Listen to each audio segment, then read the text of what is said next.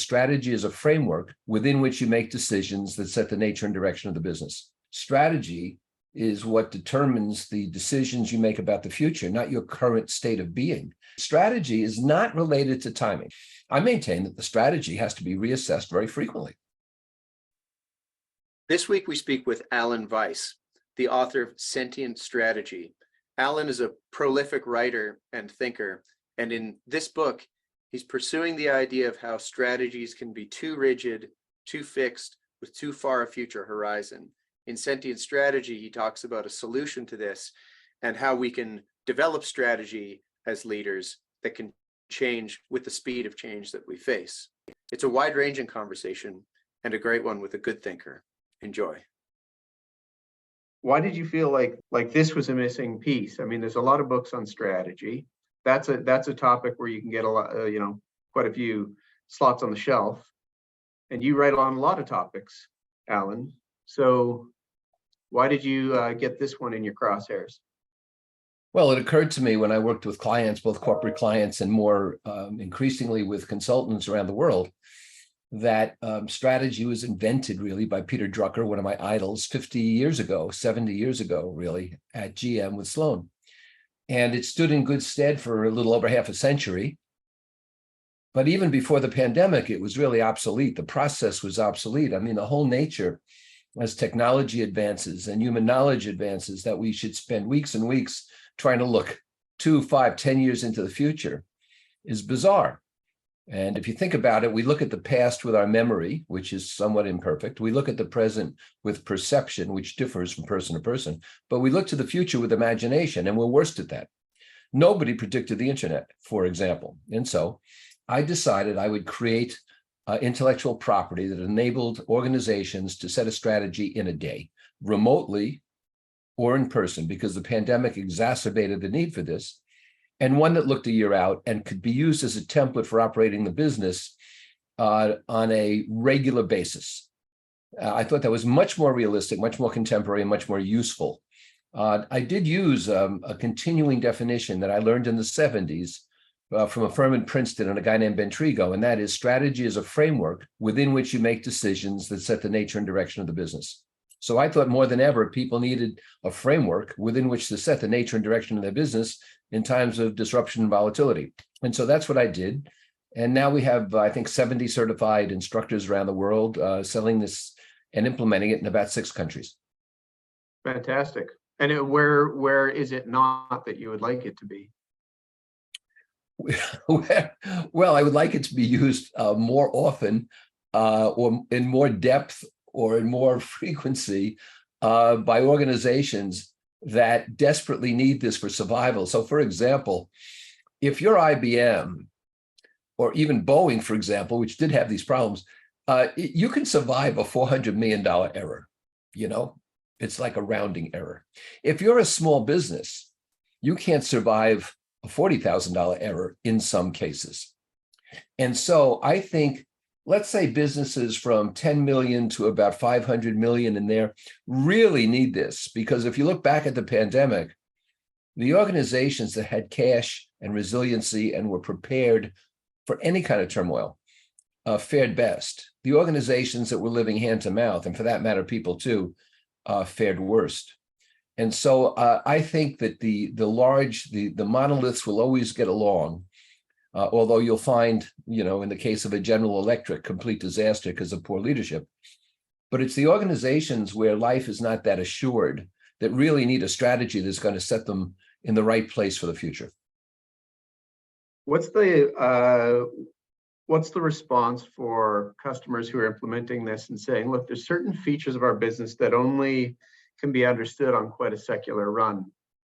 The development of a leadership class. Right? Like, Alan, how do we incorporate within the talent component of our strategy the development of a homegrown leadership class? That's something that doesn't take place in 12 months. Well, you're looking at this the wrong way would be my response. And that is, strategy is what determines the decisions you make about the future, not your current state of being. And so strategy is a picture of the future. It's not an extension. See, planning kills strategy because planning is bottom up and it deals with what you already have in place. Strategy is a painting of the picture, and it says, let's not worry about how we do it. Let's agree on what we should become. And in the strategy sessions I've run through the years, particularly true of nonprofits, by the way, but all kinds of firms, strategy gets derailed when you allow people in the room to say, yes, but how would we do that? And so I don't know that your example about homegrown leadership is even appropriate before we talk about what we want to become. I see. Because homegrown leadership would be instrumental to achieving something bigger. So your question is, well, what's the bigger thing? Is that right? Yes, and homegrown leadership is an alternative. It's an option. You have to look at other options. I mentioned GE before. GE was doing fine until post Jack Welch. And no matter what people say about him, Welch did a great job at GE, in my opinion. However, after that, they used strictly homegrown talent, bench strength. So Larry Bossidy didn't get the top job. He went to Allied Signal, had a distinguished career. They wind up with what's his name? Imholm, Jeff Imholm, I guess it was. I might be pronouncing that wrong. How quickly we forget. But here's a guy, taking a private jet with another private jet behind him, I guess, in case a wheel falls off. And now GE is in 3 separate companies. It's no longer the darling of the Dow, no longer in the index, and they still have 60 billion in debt. So bench strength to me isn't automatically a natural asset. Yeah, I don't think you took it in this fashion either, but maybe I can just try it on. So that's a token of a general type. Some problems or features of a business have a longer run type. You might say something like a lifetime warranty is an interesting gambit for a company to play. How do you measure the sort of strategic failure or success of something like incorporating a lifetime warranty? Well, I don't think you need to. I don't think that's the issue. A lifetime warranty is a tactic. Okay. If that tactic enables you to achieve your strategy, then by definition it's good. So that's the criteria. That's the criterion. That's the litmus test I would use. Is this option helping us to meet our long-term goal? And what's the empirical evidence of it? And so it might be neither here nor there. It might be important. It might become totally unimportant. But the test has to be, are we getting to that desired end result? And my contention is, you can't judge that 5 years hence. You have to say our desired end result in about a year. I heard just the other day of a drug company that's trying to look 30 years into the future. I mean, can you imagine? Things like automobiles and airplanes and penicillin and these things develop. I asked 3 different financial advisors who I use, what about the pandemic in terms of what I should be investing in the future when it first hit, about a year in? And all 3 independently said the same thing. They said, do you have cash? I said, I have cash. They said, then do nothing. I said, you seem awfully calm. And all 3 said, we knew there would be some disruption happening. We didn't know it would be a microbe, but we prepared for some disruption. It always occurs periodically. And I think that's what organizations have to be aware of. And so on the one hand, you have a strategy just a year into the future, thereabouts. And on the other hand, so to speak, you have resiliency. And so when things happen, it helps you to bounce forward, not bounce back. Frequently, what you'll see in a lot of the commentary and conversation around strategies is a modification of that word, such as an account strategy, a sales strategy, a talent strategy, a tech strategy, and so forth. Am I putting words in your mouth if I think that you see all of those as tactics? Well, you're speaking for me. I mean, that's what I see them as is crap, actually. So if you want to call them tactics, you have a better sense of the words than I do. But I hear all the time human resource strategy. If you're not acting in concert with a corporate strategy, what are you thinking of? Now, if an organization, now let's go back to GE for a minute when it was successful. GE was one of the last of the true conglomerates because they owned a locomotive assembly operation, a credit operation, NBC TV, light bulbs, appliance manufacturers, and so on. And Jack Welch said, here's the corporate strategy. You're 1 or 2 in your market. Number 1 and number 2, we sell you. And so the appliance company had a different strategy from the railroad company. That makes sense. But both were in support of GE's corporate strategy of we better be number 1 or number 2. So those are instances where you can see separate strategies when you have those kinds of divisions. But within an organization, a uniform, unitary organization, for human resources to have a strategy and sales to have a strategy, you're exactly right. These are tactics in support of the corporate strategy. So I think one of the things that we see is as young professionals start to get their head around the concept of strategy, it usually serves best to compare it as against a tactic. But then they inevitably run into this problem of like, well, is anything that serves a strategy a tactic? And you're like, well, isn't there a ladder? We'll use the military case to step out of business for a second, right? Is the strategies just whatever the master plan for the whole war is? Because then you have battles, and then you have, you know, exchanges and skirmishes and melees, and like what, how can a professional who's trying to like practice this stuff make sense of what's strategy and what's tactics? Well, I'm trying to put it in the simplest possible way here. Strategy is what, tactics are how. And so that's the first test. Okay. Is this the what or is it a how? The second thing is that strategy is not related to timing. People think that for strategy, for something to be strategic, it has to be long term. For something to be tactical, it has to be short term. And there's no truth to that whatsoever.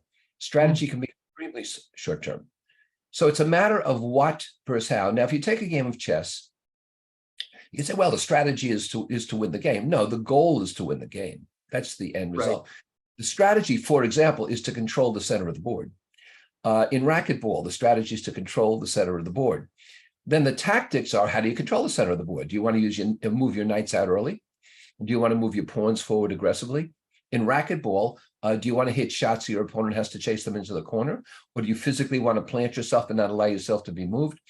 For a long term, I beat my younger son in racquetball, not because I was more athletic, but because he didn't understand that he had to control the center of the court, and I didn't tell him. So, a business goal is to survive and make money and repay investors and treat employees well and all this kind of thing. But the question is, what's the strategy? What's our picture of the future that enables us to get there? And because of the changing times we talked about, because of volatility and disruption, I maintain that the strategy has to be reassessed very frequently.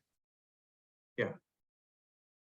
If you could, if somebody gave just, I think, a cursory reading of your book, they might be surprised to hear you say that you're such a fan of Drucker. I am too. I'll sign up and be a card-carrying Druckerite. I'm happy to. But you aren't comfortable to say he sort of nailed it. At least his configuration doesn't do it for today. So is the main difference the speed of change, or can we pick up some other places you would have a debate with Peter Drucker were he here? Well, let me first agree with you and put in a plug that his books, Managing in Turbulent Times and The Effective Executive, are as true today as ever. The guy was brilliant. I had the pleasure of seeing him in person once. Wow. He was a brilliant guy, but here's the thing. If you think of the 50s, when Sloan and he were working on strategy, and subsequently Sloan never really gave him proper credit for, this was a time of people newly returned from World War II. Not many of us, quite remember those times.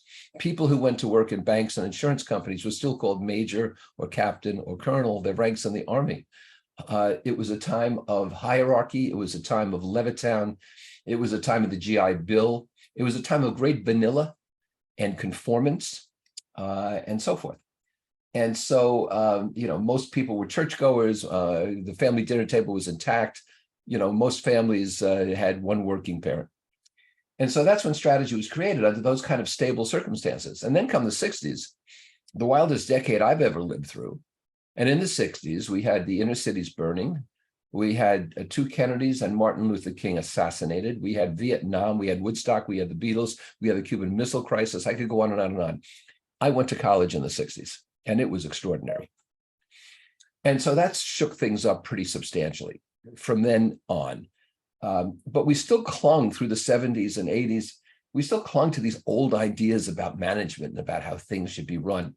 And so I think what happened, in answer to your question, is that things grow old and are no longer useful.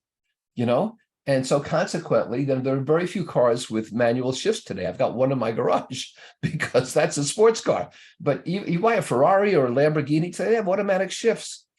I don't care what they call them. There's no clutch and there's no manual shift. People didn't want them anymore. Stuff changes. People aren't flying on prop airplanes anymore.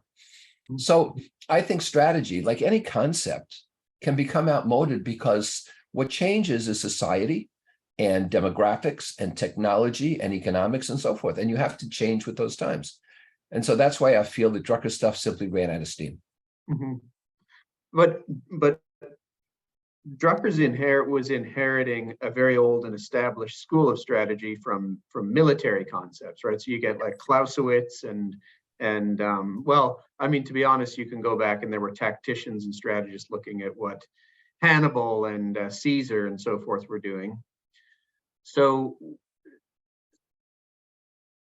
isn't that some kind of an evidence that there's some kind of fundamental truths in the business of strategy that actually persist across time? No, I don't believe that. You're quite right about the origins of strategy having to be military. Its first uses, I write about this in Sentient Strategy, were from the military. And Clausewitz, presented this on grand schemes, and people studied them vociferously.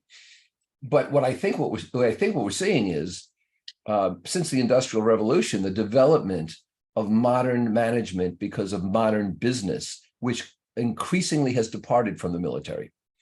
The last vestiges of the proximity would be Eisenhower talking about the military-industrial complex, ahead of his time, really, but people began to take seriously.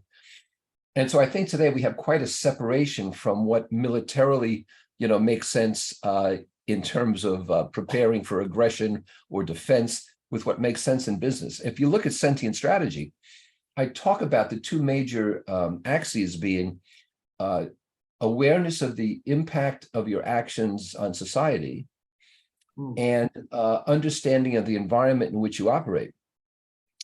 And I did these really just before the social justice movement came to the fore. As I said, it was a happy accident. But I think when you set strategy today, you have to take serious consideration of the social mores around you, of social justice around you, for example. So I think we've departed from those origins you talk about. And right now we're struggling really to take into account a rapidly shifting and changing world. I'll give you a very fast example.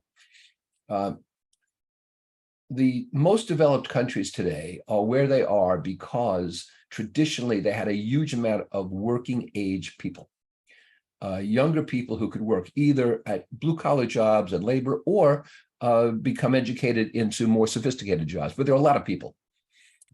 Today, morbidity exceeds fertility in Western Europe, in China, in Russia, in the United States.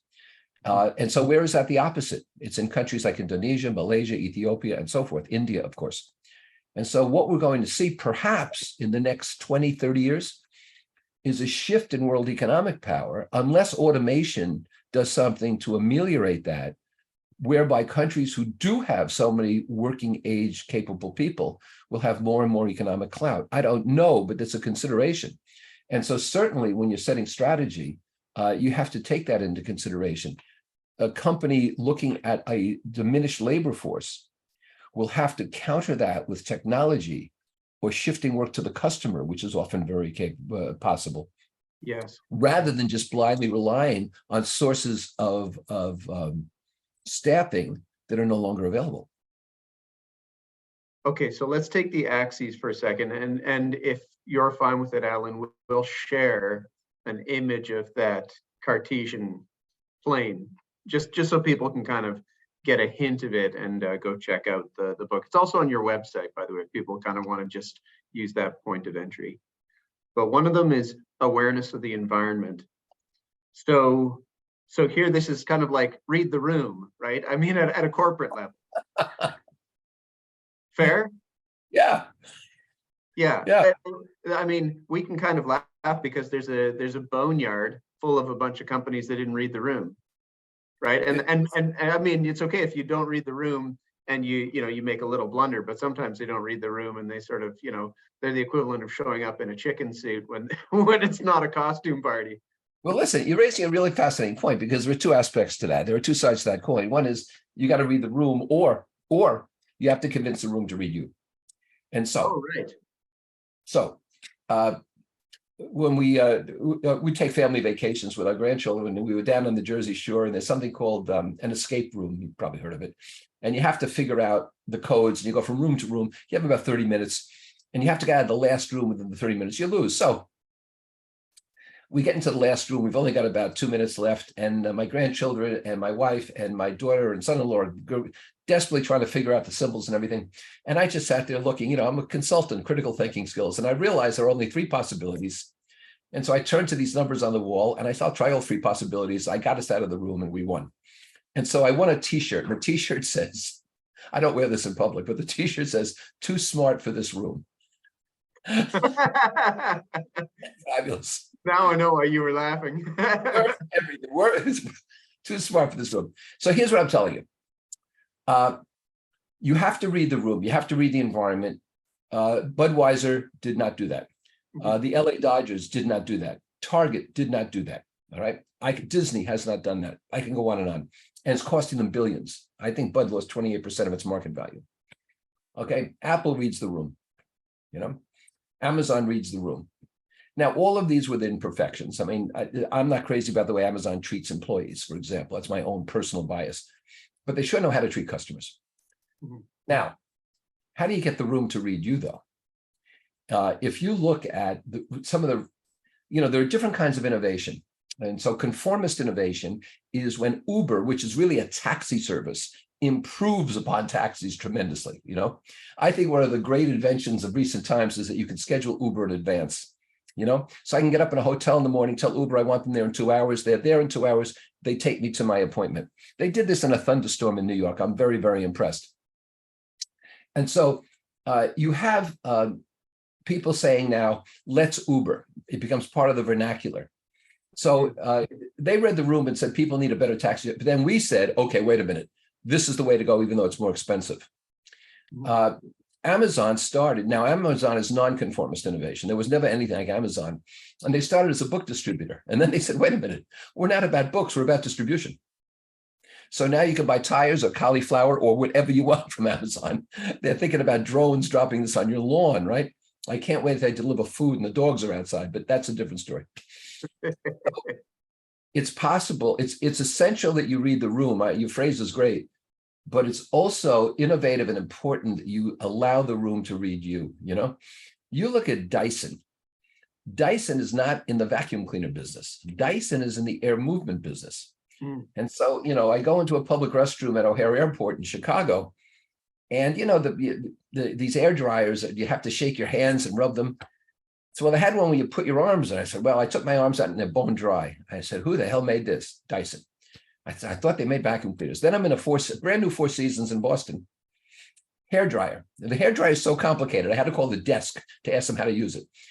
Hair dryer is fantastic. Dyson. And so Dyson recognizes that it's in the air movement business, not a product business. And people have begun now to think about Dyson as a brand with any kind of air movement, capability. FedEx has become a verb. And so there's this nice two-edged sword here about who's reading whom. And sometimes it's transitory. People wanted pet rocks for about 90 minutes, but sometimes it's much longer lived. And I think that's a very delicate balance. And I think one of the things I write about in this book is that it's reciprocal. Yeah, there's obviously, I mean, you help people to get around this by having it on an XY axis, right? But obviously, like the one who knows who they are, as they walk into the room and read it, then knows what to do. But there are some humorous examples you take out where there's folks who are very low on the consciousness of one's actions front. So they might have a real finger on the pulse of things, right? They got a really good gauge of what's happening in their marketplace, but they just seem kind of oblivious to their own behaviors or actions. In my view, you're talking about the Republican Party. Yes. And if you take the opposite of that, where they have a very keen understanding of their actions, but they're not really all that cognizant of the environment. You have the Democratic Party. I think they're diametrically opposed, and that's why you have polarization. And so I think you can look at the political polarization we have in terms of strategy and realize these people have very different skills and weaknesses about understanding their positions. Mhm.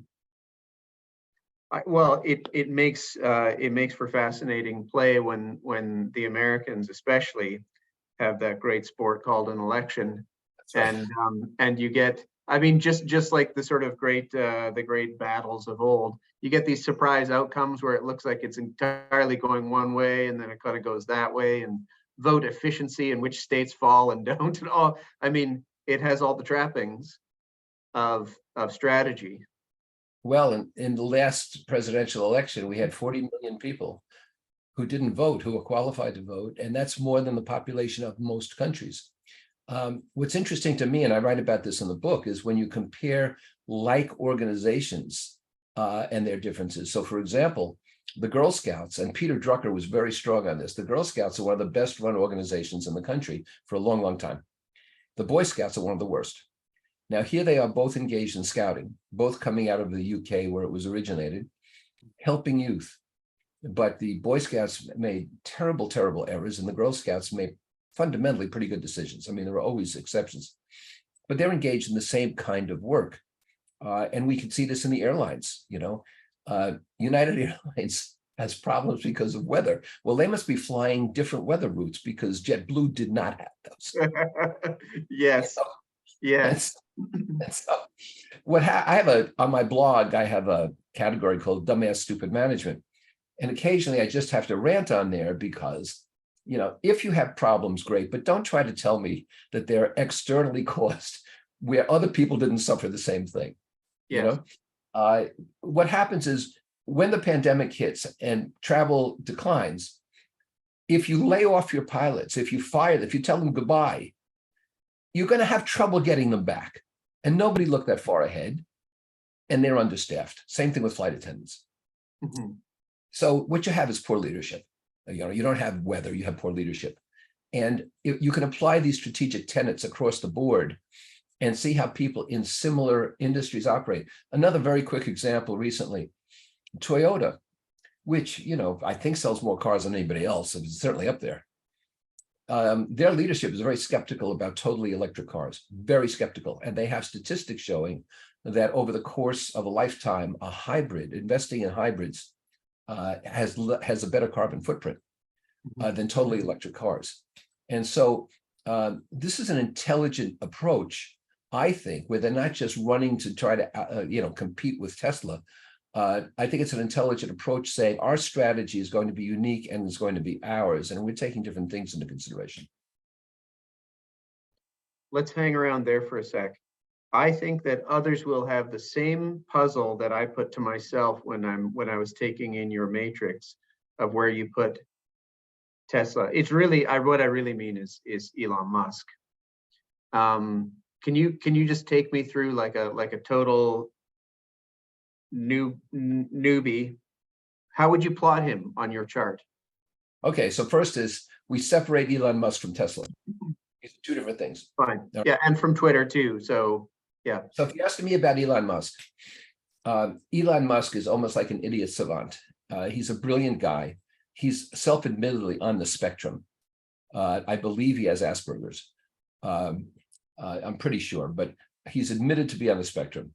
And Elon Musk is a guy who promoted and took risks with electric cars. He's a guy who's lied to the Security and Exchange Commission.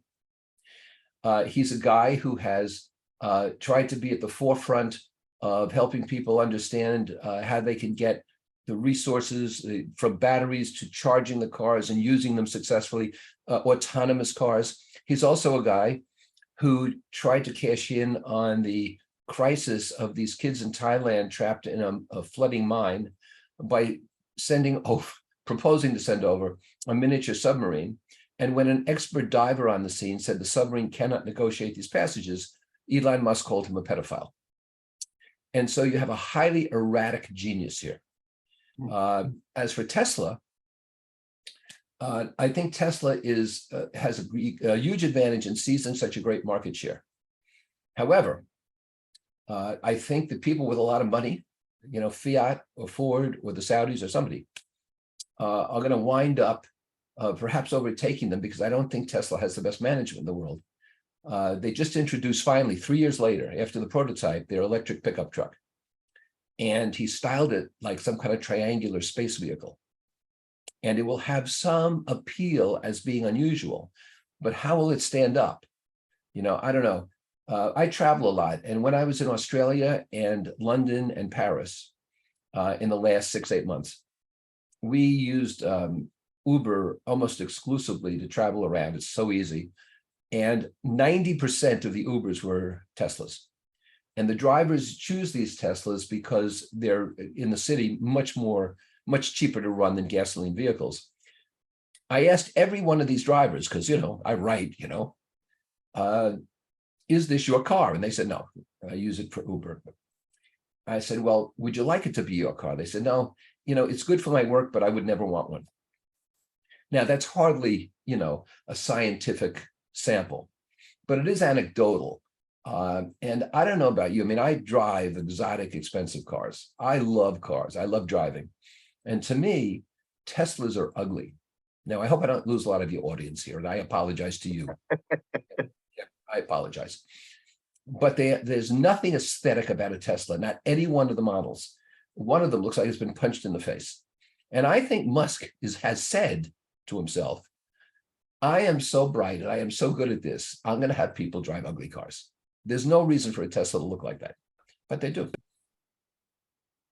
So is he, let's take one axis, awareness of environment. Is Tesla reading the environment well? Yes. In what way? Well, look, I'm not convinced personally that electric cars are the future. I think hydrogen-powered cars are much cleaner. And I am not convinced the carbon footprint is reduced with electric cars because of the power generation needed, right? So California is passing insane laws which can't possibly be met, and they can't support their electric grid at the moment. However, when I say they're aware of the environment, they understood clearly that the government was going to put advantages toward electric car makers, and right. People wanted these cars for appearance sake, for virtue signaling sake. And so they were aware of that and they jumped on it. See, this is, that's gratifying, because that to me is maybe the genius of it. Is one might think at first blush, a car manufacturer, a car brand has to read the room in terms of retail level interest and demand, but actually reading government subsidy, et cetera, is a much more significant piece of the overall strategy. And I think reading the room, I mean, they also read the fact that a lot of people felt obligated to demonstrate to others that they were conscious of the environment. And this was their, I mean, a car is the biggest lifestyle statement that people invest in, more so than a house, because a car travels around. And I think that's what happened there. Now, to anticipate your next question, I don't think that their decision-making in terms of awareness of the impact of the decisions was nearly as keen as their understanding of the environment. So they get a lower score on your horizontal, they wouldn't be in the upper right. Yeah. Okay, that's really helpful. I'm gonna be a bit of a tone deaf student, if you don't mind, and try to drag you back into some already past territory. 6 criteria, right? So for those who haven't read the book, tough for you, you just got to go get it. 6 criteria: speed, flexibility, disruption, volatility, innovation, risk management. Okay. Isn't it the case with the duration of the outlook? I will grant you the entire first 2 chapters where you make a pretty resounding case that long views are inappropriate in so many cases. You have to have the ability to iterate faster and make a one-year strategy. But risk management, of these 6, surely that's one where some of the biggest, most significant, most existential risks, they just come in a longer run than that. It's like, sovereign risk of your currency, or regulatory risk that bubbles up, bubbles up, bubbles up, and then eventually cascades and destroys you. So isn't this dimension really a long-term game and kind of running counter to the current of the rest of the argument? Well, I don't think you're tone deaf as a student, but I'm not giving you an A here. So, Okay. so first of all, the criteria you just mentioned, including risk management, are what I call the litmus test in the book. And those criteria for the litmus test determine which of the strategic factors you should carry forward in your strategy. Yeah. So for example, if a strategic strength you think is your brand or your people or your IP or whatever it is, how well does it meet those strategic factors and what has to be changed? So that's the context. But if you take a look at risk management, there's short-term and long-term. The long-term, usually, you know, it's like any strategic factor, you have to be resilient. But in the short term, you can usually identify it. And I'll give you two examples, one which has eventuated and one which has not. With the autonomous cars, for the love of God, you should know that something's going to happen and the thing is going to go haywire and crash. Okay, but not enough precautions were taken, and they did, and some people were killed. You know that some people will mistakenly assume that they're easier than they are, and a couple of people were killed when the people in the car were sitting in the back, weren't attempting to, you know, be in a position to drive it. You know, railroad engineers really don't have to steer these mile-long locomotives, but they have to keep showing that they're awake. They keep hitting a button every minute or so because they're there just in case. The overheating of the batteries and the fire. I think that ship that went down with $160 million of cars on it, whatever it was, I think the lithium batteries went on fire. And I think that's what they'll find. Most authorities suspect that. I talked to the firefighters here locally, and they told me right now, when an electric car is burning, you just get everybody the hell away from it. You cannot put the fire out. It's too difficult. And so they let it burn. All right. These are not good things, and these are short term. I'll tell you what longer term is a risk that they should start thinking about moving into the picture. And that is, these cars are going to be hacked because of the way they ingest software. And so people are going to be able remotely to shut them down. I mean, if they can hold up cities for ransom right now and steal cryptocurrency, they can do this. They can hack your computer and mine. So the cars will be stopped. The cars will be deliberately crashed. The cars will be held for ransom. Okay, things will happen unless precautions are taken to preclude this. So those are risks that aren't on the horizon. Those are closer term risks. And as these cars proliferate, I mean, right now, I think they're 4% of the market. It's not huge, but as they proliferate, somebody's going to have to look into this pretty damn seriously. Usually we're too late. You know, we didn't start looking into protection with hackers until after a lot of damage was done, and it's still being done.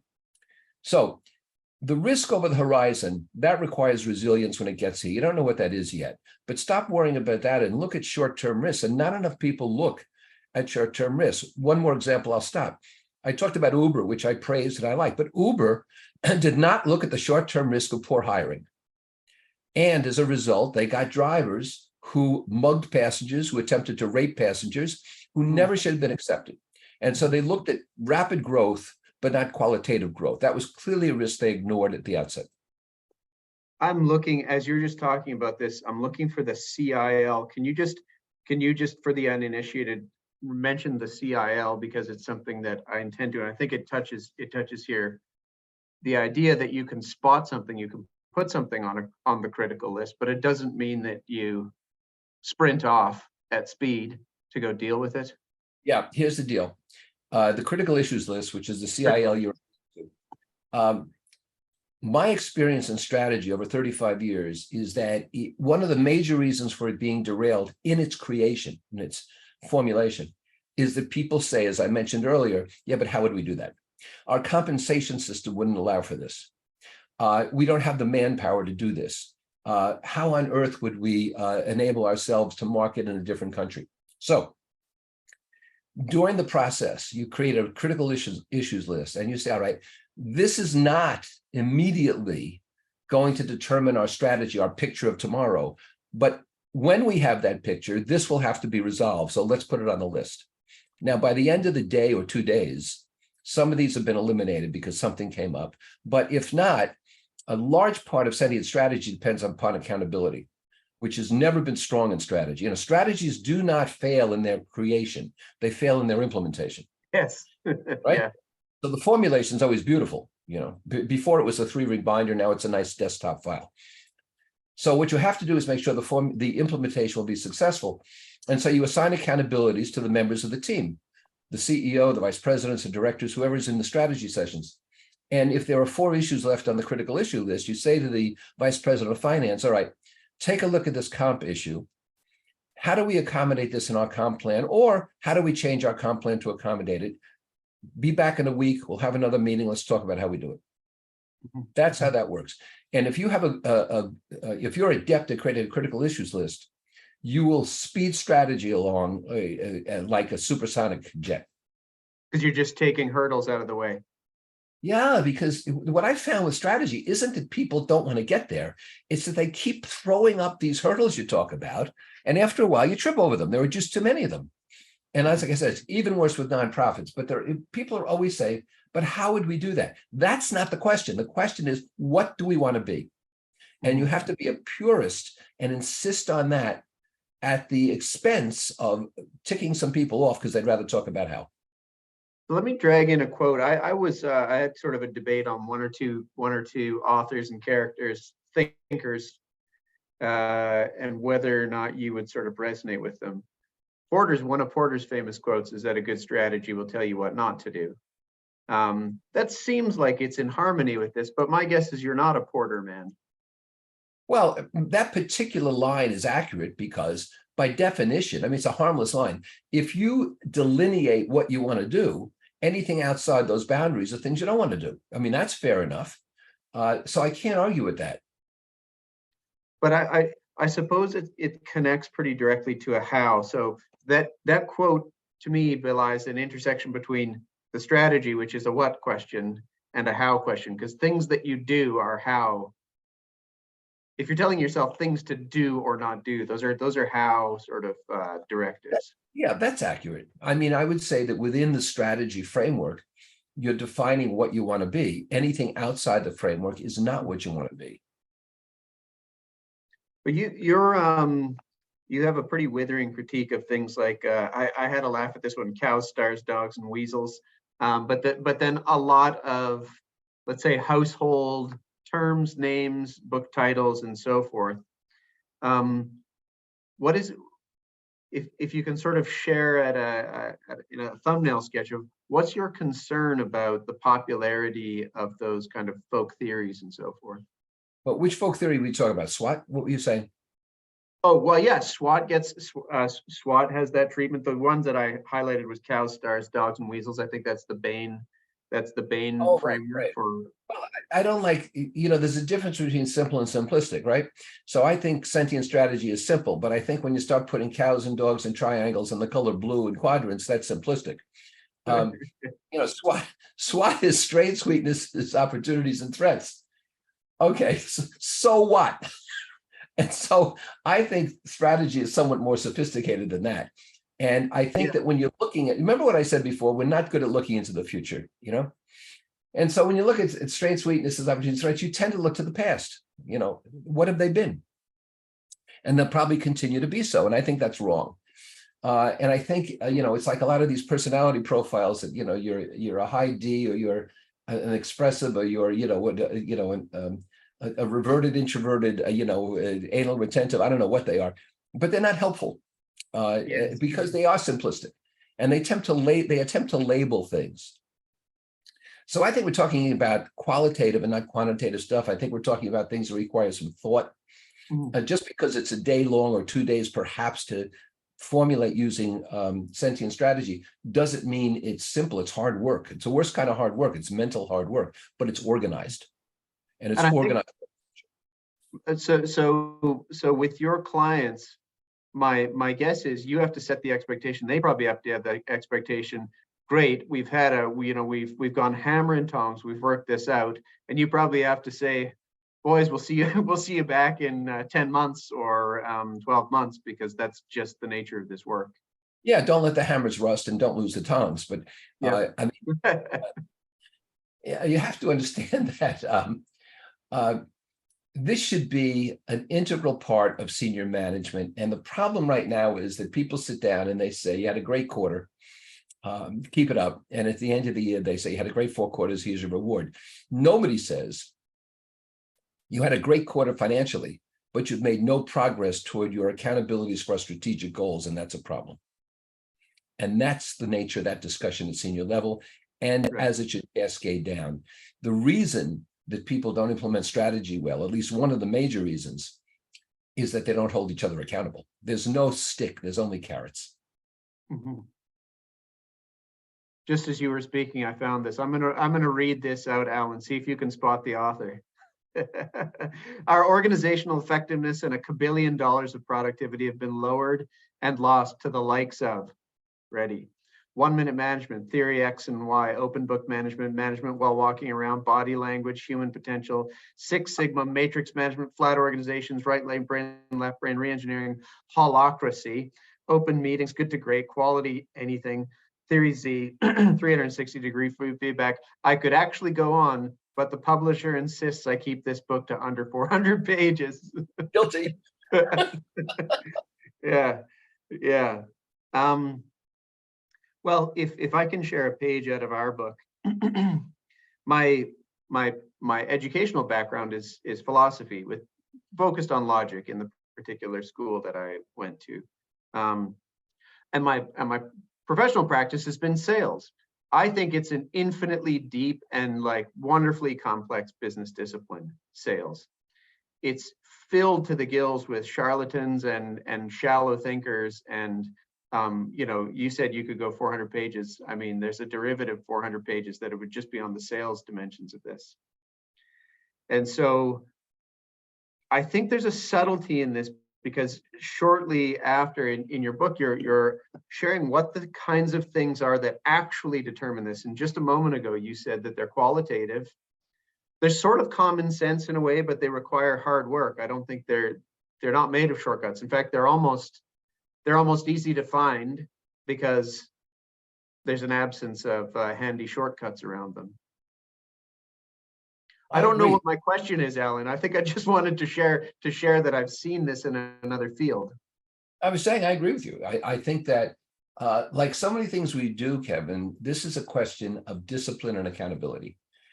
And like so many things we don't do, it's a question of lack of discipline and lack of accountability. And we can see this, you know, throughout society. So all I'm saying is that in strategy, which is probably one of the most important possible things you'll be doing for your business, if you're not willing to put in the discipline and accountability, then don't bother. Mhm. You know, roll the dice. Mhm. Well, I want to thank you for sitting down with us. This always seems a little cheesy when I say it, but I don't care. I like saying it. I want to thank you for writing the book. You don't have to, right? You could just land another client. You could go do another gig. You could hit, you know, check another country off on your passport. But you've made a lifetime habit of just penning down your thoughts and then forcing them through the crucible of editing and so forth. And I mean, thanks. Now we get to read it and pick it up, and I think there's great substance here. You know, I write many columns a month, and I do videos and audios and so forth. And one of them is called Monday Morning Memo. And so it came out yesterday. And one guy wrote me and he said, you know, I disagree with what you're saying here. How could you say this? Oh. And I said to him, you're mistaken in your belief that I am trying to convert you to my way of thinking. I am just trying to get you to think. Whether you agree with me or not is immaterial to me. That's not how I live my day. However, I would like to provoke your thinking so you consider other things. And the reason I've written so much, and I continue to do books on a lot of different topics, is I see it as my calling to help people to critically think about things and perhaps, you know, improve their lives and the lives of others. Did you grow up with like a high debate dinner table? No, I grew up very poor. And my parents were always wondering about how to pay the rent. But what I found was, and the dinner table has disappeared today, what I found was that even when they argued, I heard both sides. Even when they disagreed, I heard sort of their reasoning. And that helped me to try to understand that issues weren't all that simple, you know, good and bad, you know, and right and wrong and up and down. And so when I got into school and I began to apply critical thinking skills to things, what I call critical thinking skills, I found I was way ahead of everybody else because they were looking at things emotionally and I was looking at things dispassionately. And that made a huge difference. And it's not that I'm not sensitive or not emotional, but these things have to be applied in the proper places.